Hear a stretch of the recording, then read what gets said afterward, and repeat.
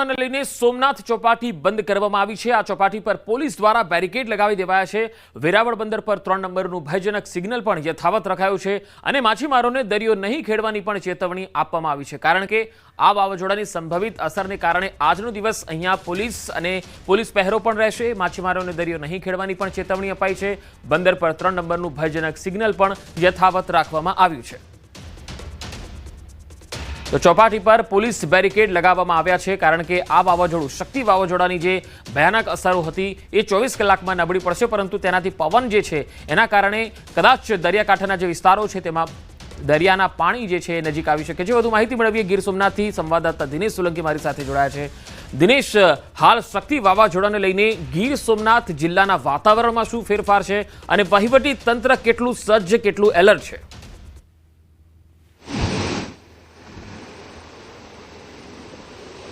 बिल्कुल पंकज, खास करके જ્યારે આ શક્તિ નામનું વાવાઝોડું છે તે અરબી સમુદ્રની અંદર અસર છે તે ગીર સોમનાથ જિલ્લાના દરિયા કિનારા ઉપર જોવા મળી રહી હતી। તો હાલ પણ દરિયાની અંદર કરંટ છે તે જોવા મળી રહ્યો છે, પરંતુ ગીર સોમનાથ જિલ્લાનું જે વાતાવરણ છે તે એકદમ શાંત જોવા મળી રહ્યું છે, કારણ કે ગીર સોમનાથ જિલ્લાની અંદર હાલ કોઈ વરસાદી માહોલ નથી। પરંતુ જે રીતે આપણા સહયોગી પટાટે કહ્યું તે પ્રમાણે વાવાઝોડું છે તે દરિયાની અંદર ફંટાઈ જશે, પરંતુ તેમની અસરો છે તે ક્યાંક ને ક્યાંક દરિયા કિનારા એટલે કે સૌરાષ્ટ્રના દરિયા કિનારા ઉપર જોવા મળશે અને તેમની અસરના કારણે જે હળવાથી મધ્યમ જે વરસાદી ઝાપટા પડશે તેમને કારણે ખેડૂતોને મોટી નુકસાની જવાની સંભાવનાઓ સેવાઈ રહી છે। તો સાથે સાથે વેરાવળ બંદર ઉપર હાલ પણ હજુ આગામી 8 તારીખ સુધી 3 નંબરનું સિગ્નલ છે તે યથાવત રાખવામાં આવ્યું છે અને તેમના કારણે માછીમારો છે તેઓને માછીમારી ન કરવા જવા માટે પણ સૂચનાઓ છે તે પણ આપવામાં આવી છે। તો કે ગઈકાલે વેરાવળ બંદરની 2000 જેટલી બોટો છે તે સંપર્ક વિહોણી હતી, પરંતુ આજે તેમાંથી મોટાભાગની બોટો છે તે મહારાષ્ટ્રના દરિયા કિનારા ઉપર પરત ફરી હોવાના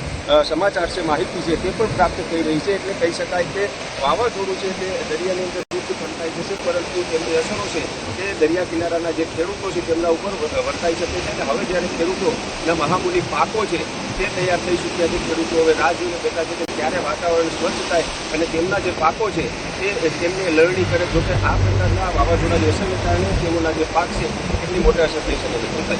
જી, આ દિનેશ, બંદર પર 3 નંબરનું સિગ્નલ લગાવાયું છે, જે ભયજનક લગાવાયું છે, તેને આજે પણ યથાવત રખાયું છે। માછીમારોને હજુ કેટલા દિવસ દરિયો નહીં ખેડવાની સૂચનાઓ આપવામાં આવી છે?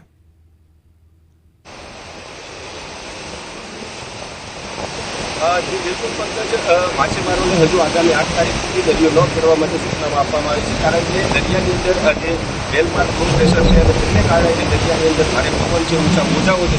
ફરી એક વખત દરિયા કિનારાના દ્રશ્યો બતાવીશ, કારણ કે હા જે ગીર સોમનાથનો આ દરિયો છે, સોમનાથ મંદિરની પાછળનો આ દરિયો છે અને તેમની અંદર પણ કરંટ છે તે જોવા મળી રહ્યો છે। દરિયાના ઊંચા મોજાઓ છે તે ઉછળી રહ્યા છે અને તેમના જ કારણે માછીમારો છે તેઓને હજુ આગામી 8 તારીખ સુધી દરિયો ન ખેડવા માટે સૂચનાઓ અપાઈ છે અને દરિયાની અંદર જે માછીમારી કરતા માછીમારો હતા તેઓને પણ પરત બોલાવી લેવાયા છે।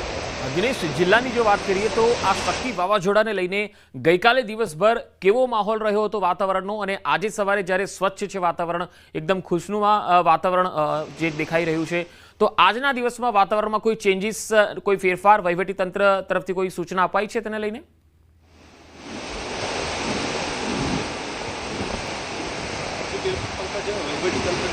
જિલ્લાની જો વાત કરીએ તો વહીવટી તંત્ર દ્વારા છેલ્લા લગભગ 30 તારીખથી આ શક્તિ નામના વાવાઝોડાને લઈને તૈયારીઓ કરવામાં આવી હતી અને તેમના ભાગરૂપે જે ગીર સોમનાથ જિલ્લાના જે માછીમારો છે તેઓને સૂચના આપવામાં આવી હતી દરિયાની અંદર માછીમારી ન કરવા જવા માટે, તેમજ દરિયામાં જે માછીમારો હોય છે તેમને પરત બોલાવાયા હતા। પરંતુ વાતાવરણની જો વાત કરીએ તો ગીર સોમનાથ જિલ્લાનું વાતાવરણ છેલ્લા 2 દિવસથી સ્વચ્છ દેખાઈ રહ્યું છે, પરંતુ સાથે સાથે જે પ્રમાણે આપણા સહયોગીએ કહ્યું કે વાવાઝોડું દરિયાની અંદર ફંટાઈ જશે અને તેના કારણે જે સૌરાષ્ટ્રના દરિયા કિનારા ઉપર હળવાથી મધ્યમ વરસાદ પડવાની જે આશાઓ થઈ રહી છે તેમને કારણે ક્યાંક ને ક્યાંક ખેડૂતો છે તેઓ હાલ ચિંતામાં મુકાયા છે। જી દિનેશ, આપ મારી સાથે જોડાયેલા રહેશો। અહીં દર્શકોને ખાસ જણાવી દઈએ કે ગીર સોમનાથની અંદર હાલ દરિયામાં જબરજસ્ત કરંટ છે। દિનેશ, હું આપની પાસે આવું છું, પરંતુ અહીં દર્શકોને ખાસ જણાવી દઈએ કે દરિયાકાંઠાના જે વિસ્તારોમાં હાલ તમે જે દરિયો જોઈ રહ્યો છો એ ઉફાન પર છે, ત્યાં જબરજસ્ત મોજા ઉછળી રહ્યા છે, જબરજસ્ત કરંટ દેખાઈ રહ્યો છે। એ ચોક્કસ છે કે આ વાવાઝોડું આગામી 24 કલાકમાં નબળું પડવાનું છે અને તેની જે તીવ્રતા છે, તેની જે ગંભીરતા છે એ પણ ધીરે ધીરે ઓછી થઈ રહી છે, પરંતુ ગીર સોમનાથમાં ચોપાટી એટલા માટે બંધ રાખવામાં આવી છે, પહેરો ગોઠવી દેવામાં આવ્યો છે કારણ કે અગમચેતીના ભાગરૂપે કોઈ પણ વ્યક્તિ ત્યાં જાય ને અચાનક જો દરિયામાં કરંટ આવે તો કોઈ જાનહાનિ ન થાય. દિનેશ, અહીંયા હું ફરી એક વખત આપની પાસે આવીશ. જે ચોપાટીમાં પોલીસ પહેરો ગોઠવવામાં આવ્યો છે, કેટલી સંખ્યામાં અત્યારે ત્યાં લોકો આવતા હોય છે અને હાલ જાનહાનિ ન થાય તેને લઈને વહીવટી તંત્ર કેટલું એલર્ટ દેખાઈ રહ્યું છે અને ખેડૂતોની જ્યાં સુધી વાત છે, કયા કયા પાકોને નુકસાન થઈ શકે છે જો આ વાવાઝોડાને લઈને વરસાદ થાય છે તો?